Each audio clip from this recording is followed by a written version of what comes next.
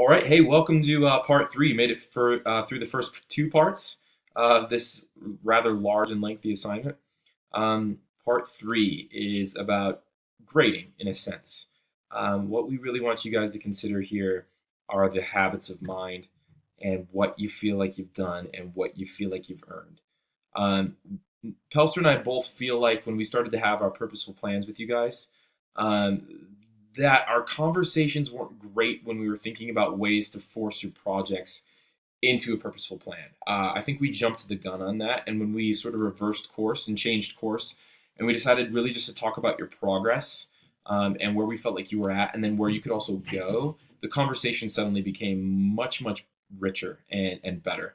So that changed our course for what we wanted you to do with this reflection here. Instead of sort of giving yourself a grade, we want to just see where you feel like you're at right now using four criteria and giving yourself grades in the habits of mind. Remember that we also have some grades that are going to go in for certain world class outcomes that you select and science and social science practices. Again, we don't feel like we're quite there yet. We feel like all we can really focus on is your habits of mind and what you've demonstrated so far in class. So that's all we're asking you to focus on. Okay. If you want a descriptor on exactly what these habits of mind are, in a little more detail than what you have on your purposeful plan, backwards plan um, spreadsheet right now, there is a link right here that says habits of mind. It's highlighted in blue. It will send you to a Google Doc where there's a fairly lengthy description for every single one of these. So, for example, if you want to know exactly what you've done as far as problem finding, are you a problem finder? Are you an effective problem finder as of now? Here it is. Here's our description for what a problem finder is. A problem finder develops the ability to see patterns where others do not, or imagine things that others cannot. And it goes on to give you more of a description here. If you feel like that's describing you or you're beginning to make progress there, that's going to give you an idea of what we want you to do with grading yourself here or giving yourself some sort of assessment. So if I am maybe beginning here and I feel like, well, I've started to find a problem, I've definitely done some of these things, but I don't feel like I've found a genuine problem yet. Then you want to be, again, honest with yourself here. So if I go back to this sheet, I'm going to look at Problem Finder. And S1 here, by the way, stands for Student Term 1. You will get some feedback from Pelster or I right here where we think you're at, but we want to see where you think you're at first. So back to our Problem Finder example. If I take a look at that and I say, well, I feel like I've done some of those things, but I don't feel like I'm all the way there yet. What I'm going to do is fill in one of these four things that I feel like most closely matches where I'm at in the problem finding criteria.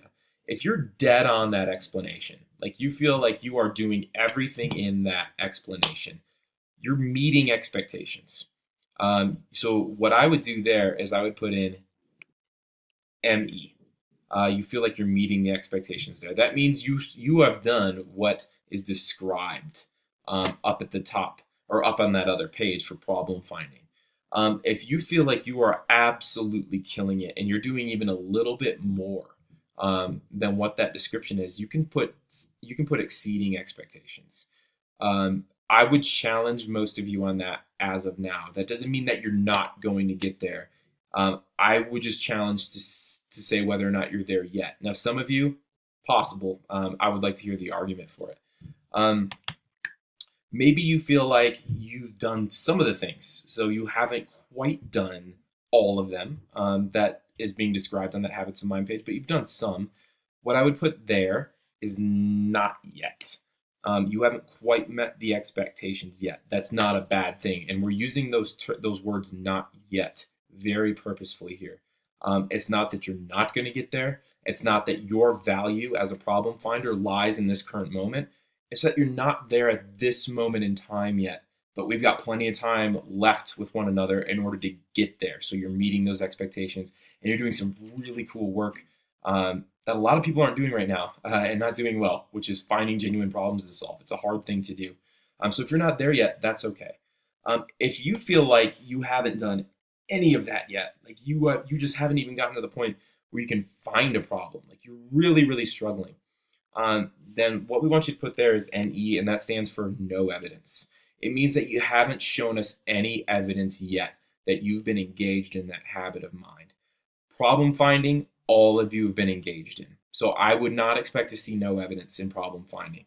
I might expect to see no evidence in problem solving because as of now, your problems are just starting to mature. You're just starting to narrow these down to where they're identifiable, where you can talk about them and they're unique and they have lots of potential. You found a genuine problem. Lots of you are just getting there right now, and that's okay because that problem finding portion, like we've talked about before, is going to take the most amount of time and it's probably the hardest work that we do in this class.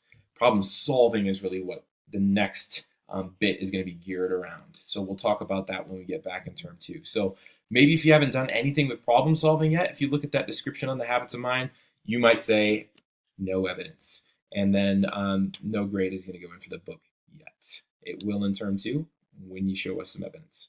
Okay. The final thing we're going to ask you to do for part 3 here is give us a highlight reel. So if you guys watch SportsCenter, like I like to watch SportsCenter, they do like the top 10, right? It's these real quick highlight reels of the best 10 plays of the night. We want you to do something similar with your work in term 1. What are your best plays from term 1? Where did you feel like you grew the most? How did you grow? Give us some examples. Maybe it's a really cool bit of work that you're very, very proud of, right? So what I want you to think of is your showcase, right? You've got your digital portfolio. What are your highlights?